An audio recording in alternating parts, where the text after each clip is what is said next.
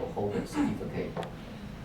那这个是特别为 Hogan Certificate 的所有的学友或校友，我们开的这个 section。好，如果你今年是有买票到 ATT 的话，早上8点半的那一场 keynote speaker 其实就是 Thomas。OK 好，所以他今年其实3个 keynote speaker。OK 好，昨天的那个就算了哈，因为我也不太认识他。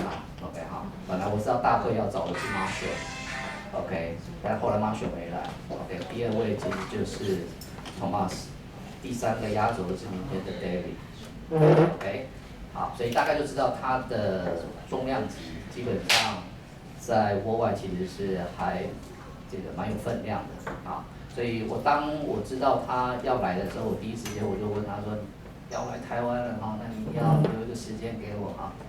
我觉得他二话不说就答应了。OK 好，那就说没问题，我确下来我的时间。OK 好，那在座的也许知道或不知道，其实 Thomas 跟 Hogan 有很深的渊源。OK 好，因为在我成为 Hogan 的代理商的时候 ，Thomas 就是 CEO。OK，Hogan 的 CEO。OK 好，直到 maybe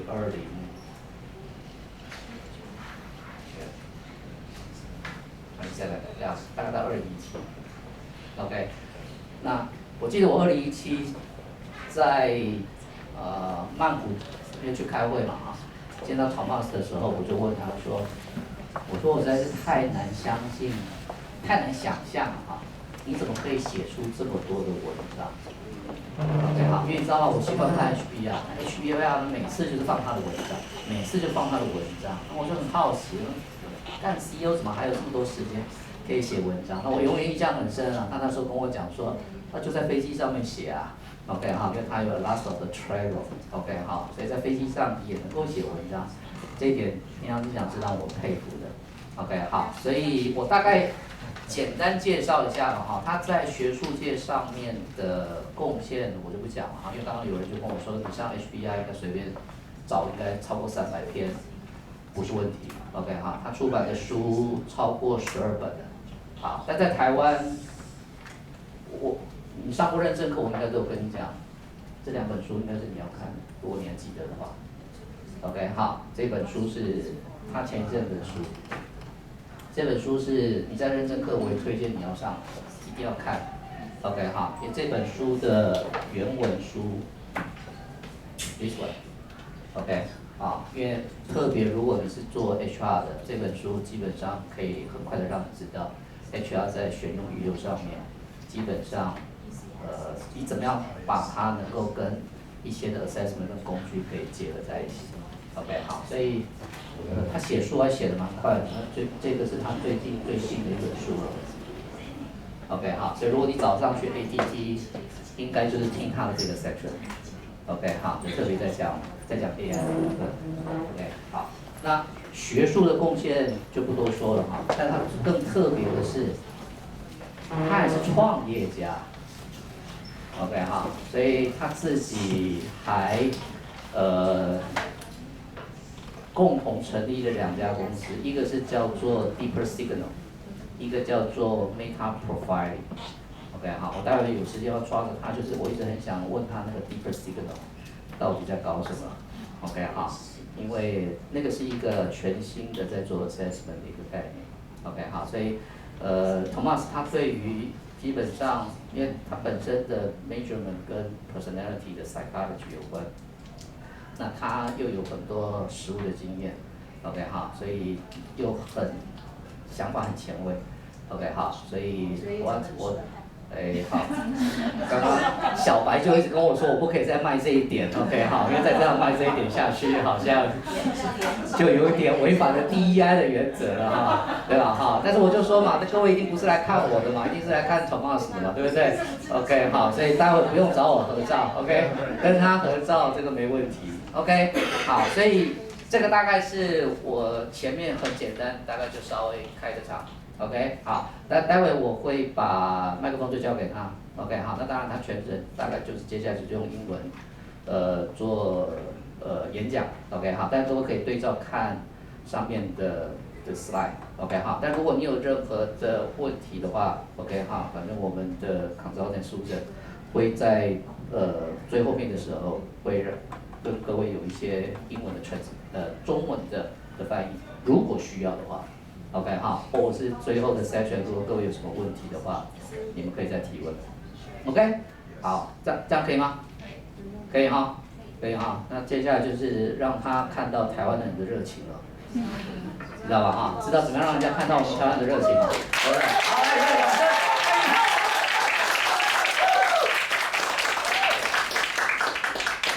Okay, thank you.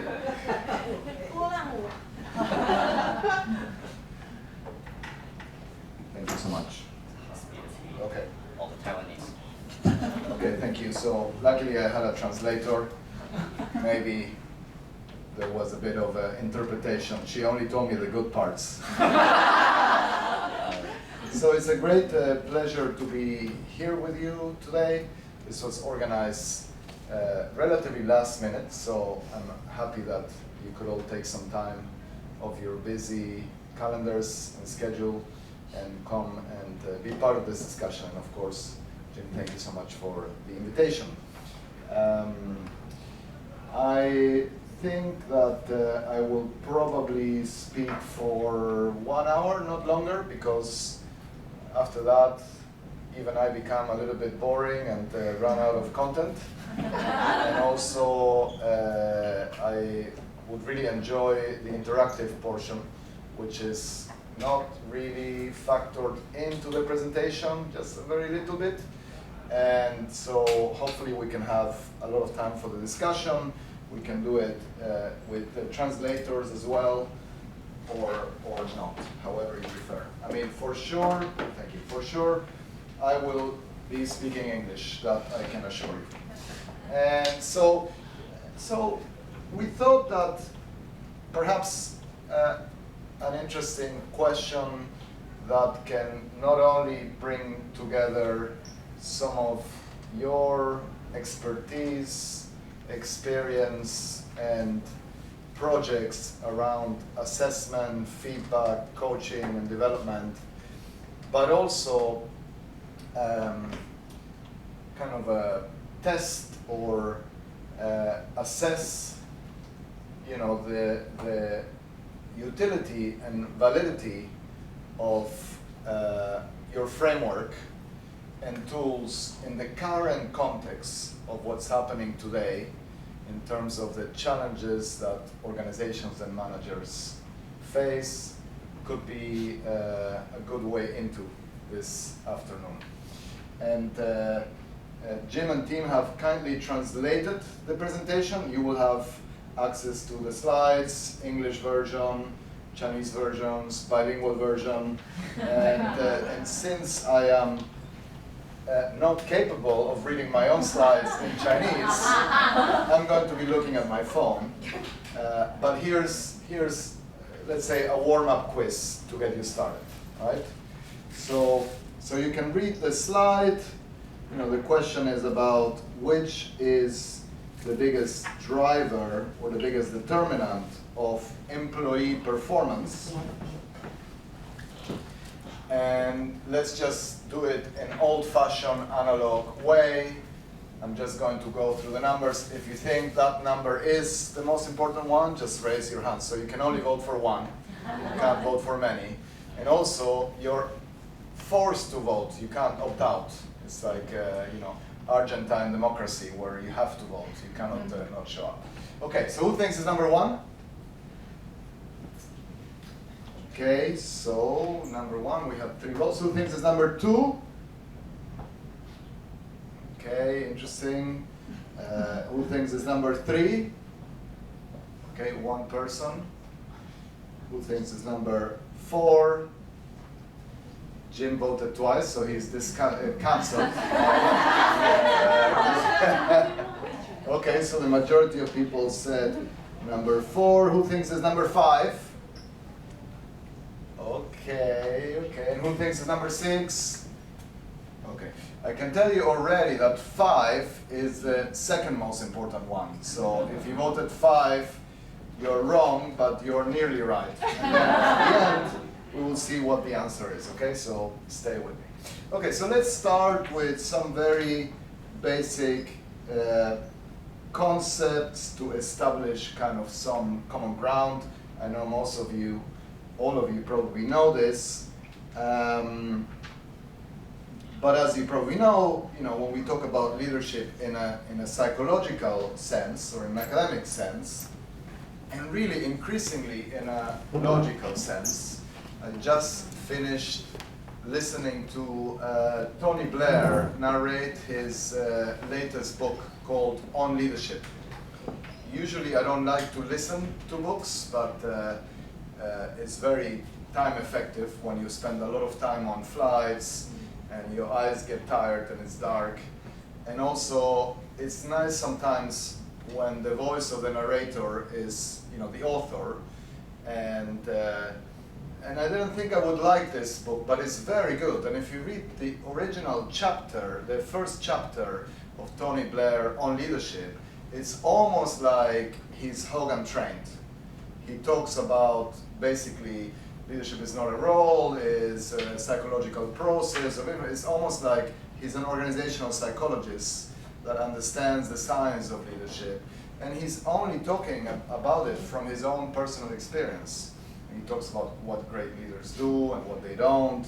And interestingly, in his terms, he deliberately uses the same word for both things. He says, well, many people are leaders, but they're not leaders.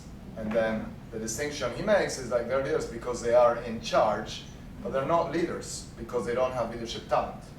And so I think this is now understood, it's not as controversial, certainly not as when Dr. Robert Hogan started really propagating or evangelizing and emphasizing this distinction in the world of HR maybe 20 or 30 years ago. Now people will say, yeah, if you talk about leadership, what do you mean? It's an ability or a process, if you like, a trait.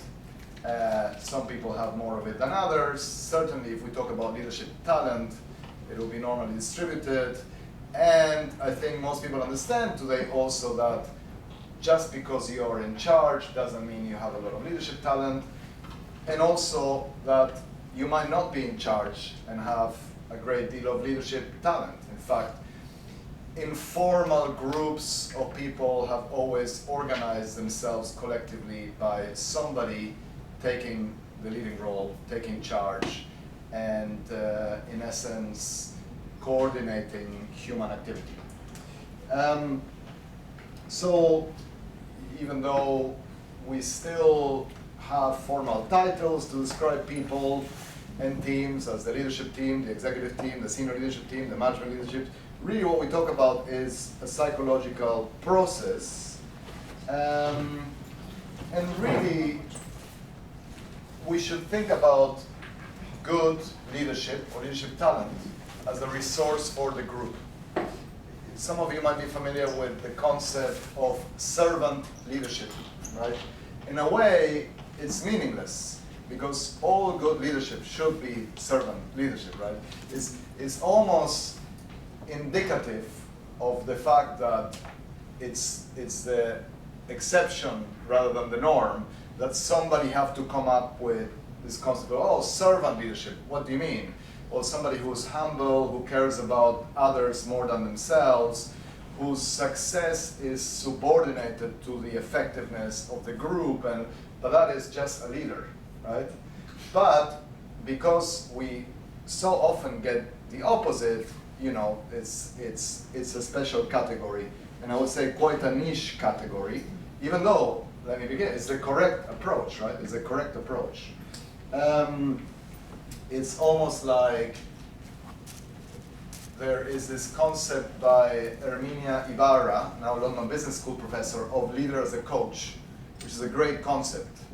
But again, it should be redundant, because what she means is that a manager or a leader should understand their people's potential, should give them feedback, should make them better, should guide them to deploy their skills and abilities in a way and should coordinate, team performance. I mean, that is a leader.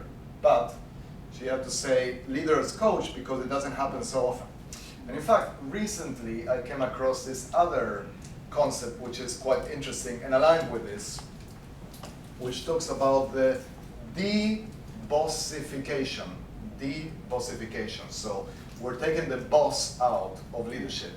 And if you look it up, you can Google it, is the de-bossification of leadership, which is a very nice way to frame this, because what we want, we want to take the boss out of leadership.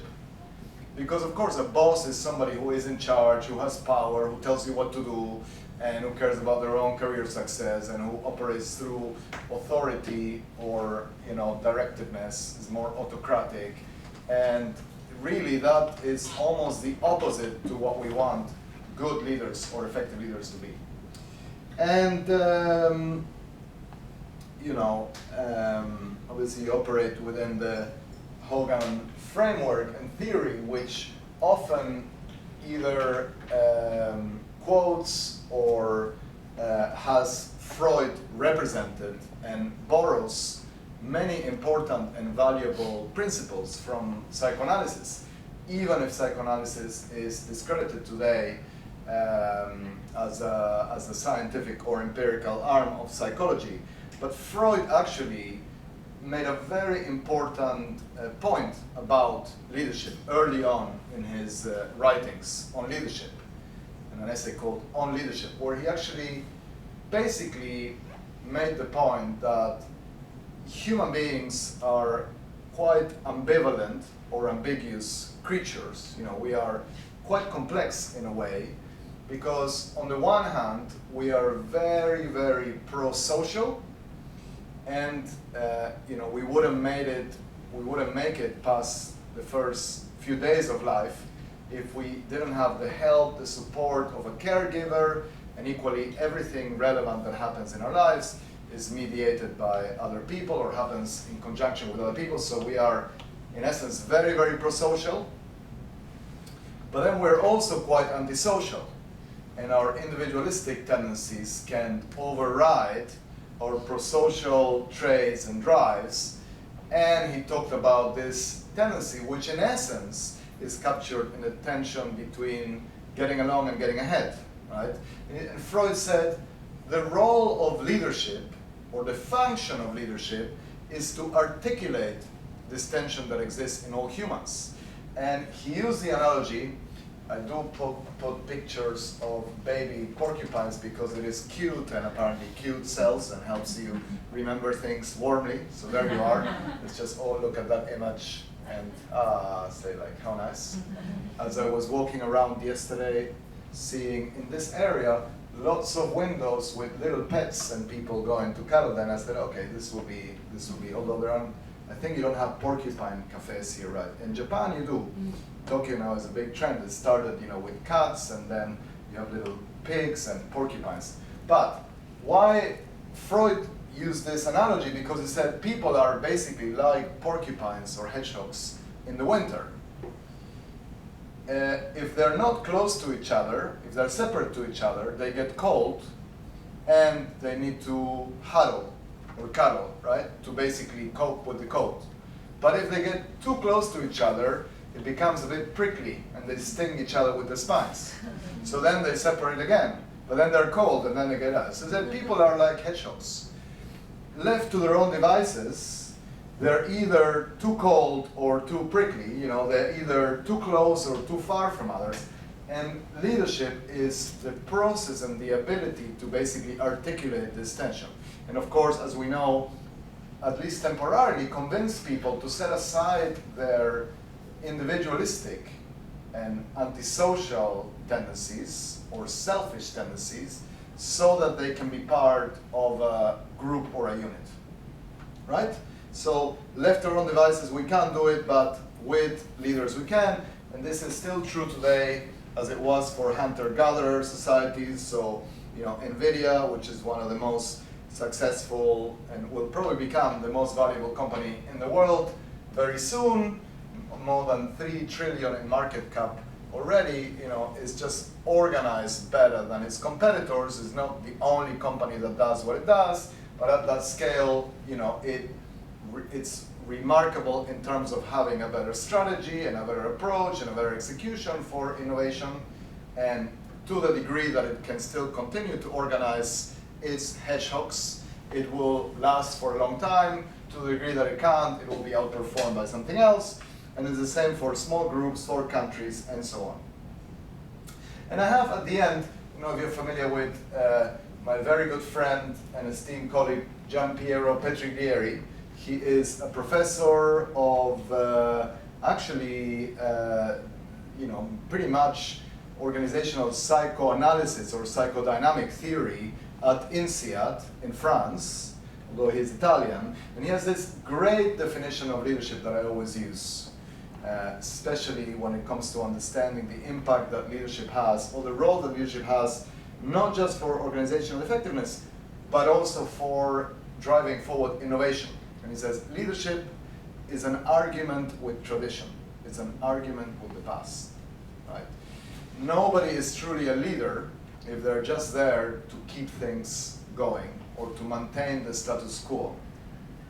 So fundamentally, leaders have this kind of dialectic, this fight with the past that they know is no longer fit for the future, and they are a vessel or a conduit that connects a past that is almost defunct or should be obsolete with a future that hasn't been created yet. And that's why vision is so important, because if you can persuade people that there is a better future, a better direction, then it's easier for them to abandon the past. And so again, this is true in any organization. I mean, can you think of a more traditional organization than the Roman Catholic Church? Very traditional, right? I mean, they have at least 2,000 years of existence, and maybe a little bit more, depending on how you count. And it's all based on very, very rigid structures, and even they selected a leader who is a disruptor. And many people don't like, because he's arguing with the past a lot, right there. So I think it always happens, and this happens with any group or organization. All right, so I think this slide says, can we measure leadership talent? Yes, okay, good. Well, of course we can. What do we mean by talent? So Jim mentioned this book, which provides that definition and links personality to talent. But in essence, we know that performance at the individual and collective level, but if you look at an individual, performance is always a function of two things, ability or talent and effort, right? The more talent you have at something, the less effort you need to make to obtain the same result. If you have little talent, you have to make a lot of effort. If you have a lot of talent, you can make relatively lower levels of effort. So therefore, talent is performance minus effort, or effortless performance. What does it mean for somebody to have leadership talent? It means they will be naturally good at making turning a group of individuals into a high-performing team. Why? Because of their people skills, because of their vision, because of their integrity. We can get to the nitty-gritty soon, but some people are better at this than others. In fact, that is talent, but a more interesting one is potential. Do some people have more potential for leadership than others? Yes. So if talent is performance minus effort, potential is talent before you can see it. It's talent before it happens, right? So how many of you have children? Okay, most. How many of your children play a musical instrument? Okay, how many of you think that your children have musical talent? Okay, very modest. If you were in America, everybody would say, yeah. Here, we're in a more humble, good culture. The point is now, how many of you think or hope that your children have potential for music? And that's all you can have at the age of 5 or 4 or 3, right? I mean, if you have 50, you don't have potential anymore at anything, right? I'm almost there, so I can crack jokes about 50, being senior age, even though for me, the definition of young is anybody younger than me at any point in time. But so whether it is musical talent, talent for language, mathematics, or leadership, once, does Satya Nadella have talent for leadership? Yes, of course. I mean, who's going to debate that? He took a company that was going like that, turned it like that, and now they're pretty much running everything. But the point is, at what stage can you identify early indicators of talent that enable you to be ahead of the curve and ahead of the game, and that enable you to help organizations to appoint the right people to leadership roles? And that's really where the role of personality is critical, right? Because personality, even though I am a passionate enthusiast and a radical advocate for the value of personality, I can accept the fact that personality does not equate to leadership talent. But I don't accept the fact that personality doesn't tell you anything about leadership potential, right? So it's a little bit like, okay, at the age of 4, we knew that Mozart had musical talent because he had already composed a symphony. I mean, imagine that, right? We are happy if a 4-year-old can do something that vaguely resembles a song, and he had a symphony. So, at the same time, at the age of 4 or 5, you can see potential for leadership in children. They're more assertive, they're more moral, they're better at organizing groups, they have more legitimacy and credibility, and so on. So it's as tangible as talent in any area, probably even more tangible than talent in certain areas. Like in music, for example, or in the arts, if I ask you who has more talent, Taylor Swift or Bach, some of you would say, okay, of course Bach. But then some of you could say, yeah, but who's more successful? He died kind of in poverty, nobody knew about him. He was a miserable guy, just trying to connect with God, writing these things that, well, they ended up changing music forever, and still people listen to them. But Bach doesn't have as many streams on Spotify as Taylor Swift, nor can he decide the result of a US presidential election. We don't know if she can either, but we're about to find out.